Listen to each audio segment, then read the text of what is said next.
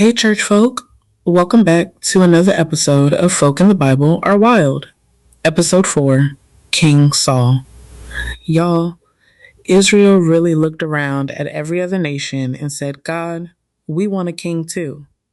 Now, mind you, God had been leading them, covering them, providing for them, fighting for them. But they wanted to look like everybody else. So here comes Saul, tall, impressive, handsome, looked like king material from the outside. And at first glance, Saul looked like the answer. But baby, pressure has a way of revealing what presentation can hide. Saul started getting impatient.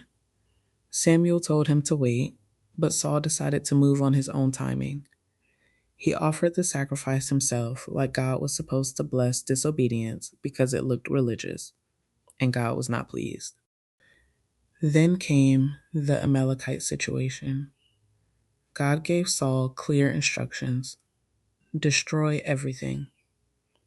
But Saul kept what looked valuable: the best sheep, the best cattle, the things that still looked useful.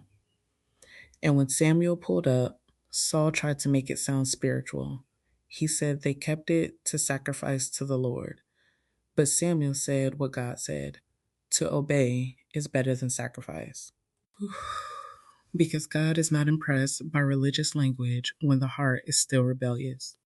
Then, while Saul was still sitting on the throne, God was already raising up David in the field. Saul didn't even know his replacement was out there smelling like sheep and carrying oil on his future. And when David started winning battles, the people started singing, Saul has slain thousands, and David tens of thousands. And Saul lost it.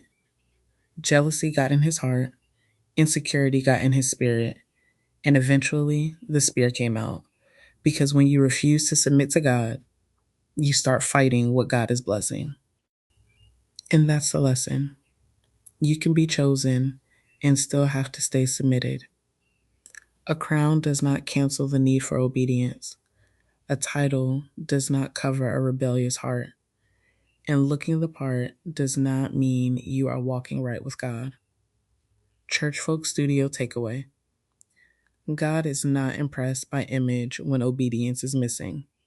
So what y'all think? Was Saul misunderstood, insecure, or just disobedient?